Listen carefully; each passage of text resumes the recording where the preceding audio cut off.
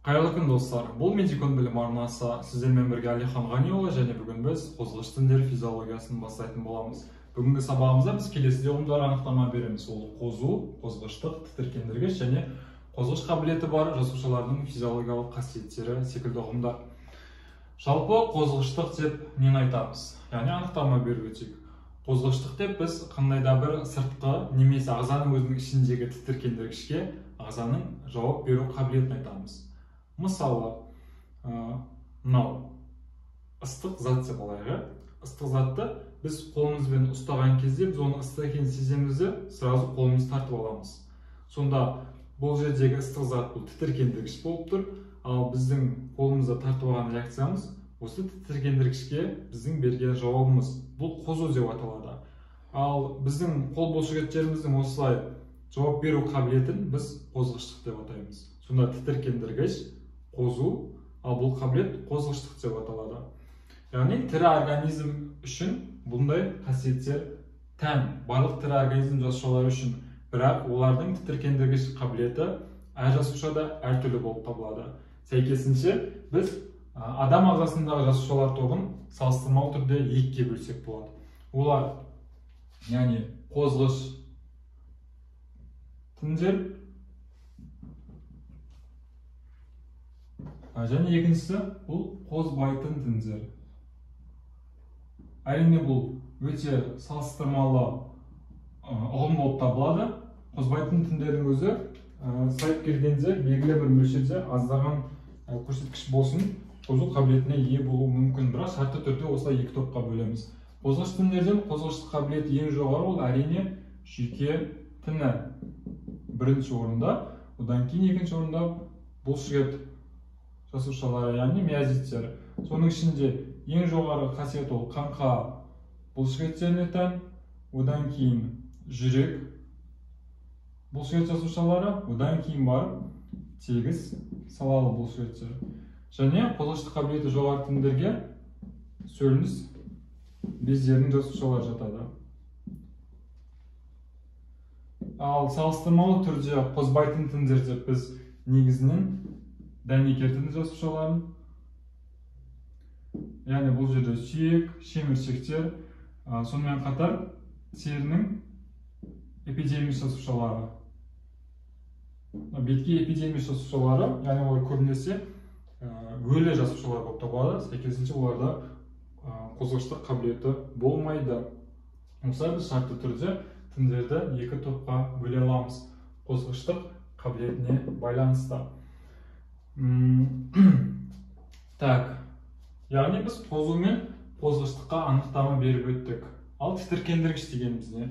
Тітіркендіргіш деп, яғни ағзадағы қозғыштық қабілетін тудыруға атсалысатын қандай да бір факторлар.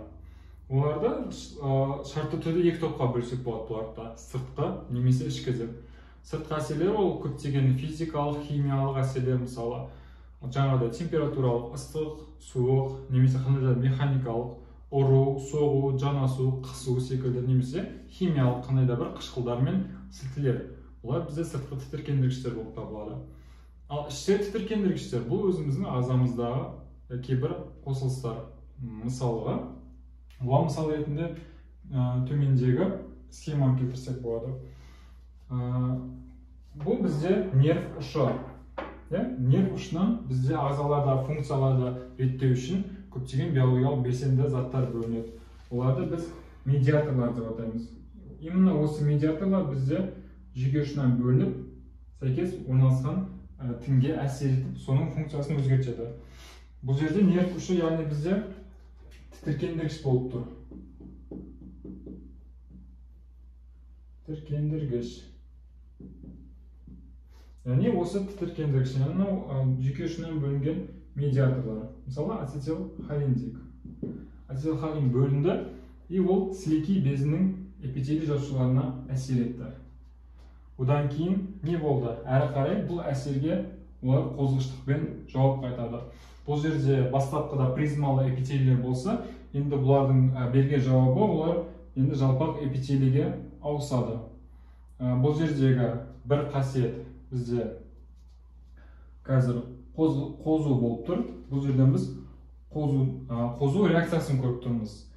А дальше не болды? Ол бастапқы кезде сол синапспен жанасып жатқан эпителий жасушасы жаңағы формасын өзгертсе, әрі қарай ол басқа да көрші жасушаларға өзінің реакциясын жеткізді. Содан әрі қарай дальше жанасқан күйде бізде бұл қозғыштық басқа жасушаларға берілді. Яғни бұл жерден біз қозу өткізу қасиетін көріп тұрмыз. Және үшінші кезекте бұл жаңа айттық, сілекей бездері әсерге, тітіркендірішке жауап ретінде олар уже сілекей өндіріп бастады. Бұл үшінші қызметі, яғни өндіру. Осылай біз қозғыш тіндердің үш физиологиялық қасиетін көріп тұрмыз. Олар бірінші қозу, екінші қозу өткізу және үшінші қандай да бір ағзаның табиғатына байланысты атқаратын функциясы. Егер бұл жерде мысалы бұлшықет болса, бұлшықет жерде қозу болатын еді, қозу өткізу болатын еді, бірақ үшінші ол да жиылу болатын еді. Немесе керісінше жүйке алайық. Жүйке тінінде де қозу болады, әрі қарай бұл қозуды өткізеді, және үшінші кезекте дәл осы сияқты келесі бір органға өзінің эффекторлы әсерін көрсетеді. Яғни барлық қозғыш тіндерге осындай үш негізгі физиологиялық қасиет тән болып табылады.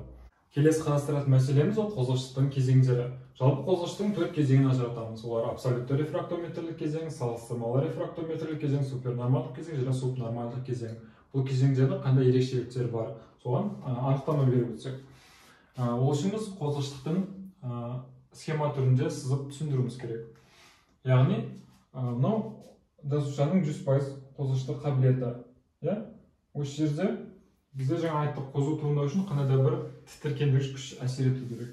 Осы жерде бір тітіркендіргіш күш әсер етті деп алайық. Яғни қозу табалдырығына жететін күш әсер етті.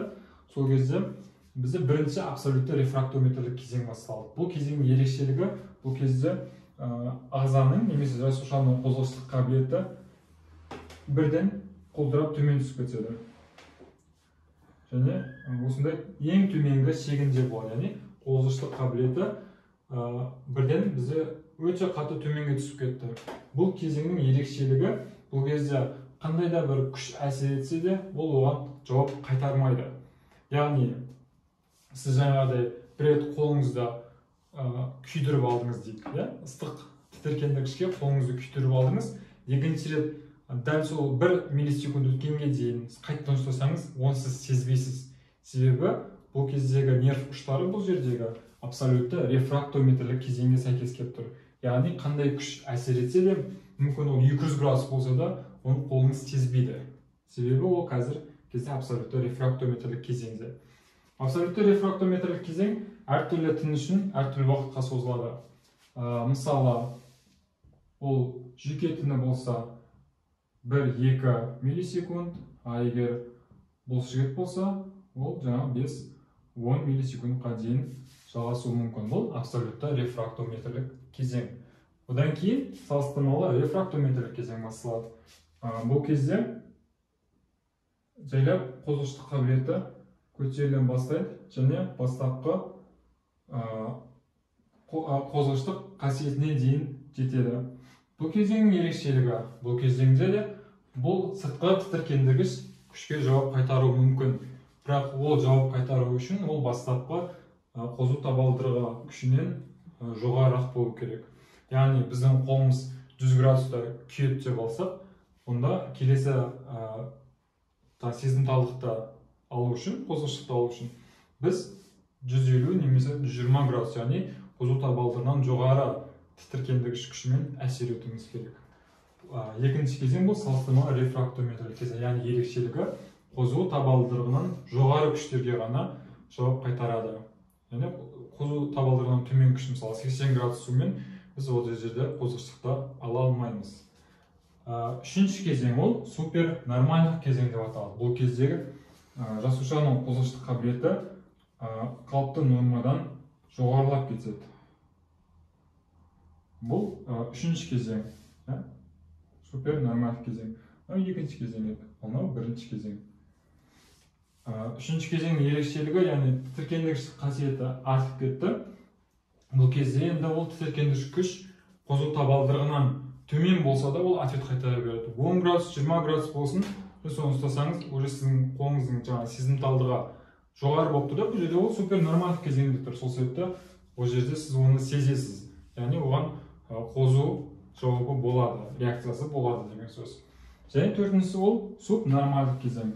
Бұл кезде енді қозу қабілеті төмендеп барып бастапқы қалпына келеді. Бұл кезең бізде төртінші кезең болып табылады, және оны біз субнормальдық кезең деп атаймыз. Яғни бастапқы өзінің қозғалыштық қабілетіне сәйкес келуі. Жалпы осындай қозғалыштың төрт кезеңін ажыратамыз. Осымен бүгінгі біздің қозғалыштың физиологиясынан алған сабағымыздың алғашқы бөлімі мәресіне жетті. Келесі сабақтарда кездескенше каналға қолдау көрсетуді ұмытпаңыздар. Аман сау болыңыздар.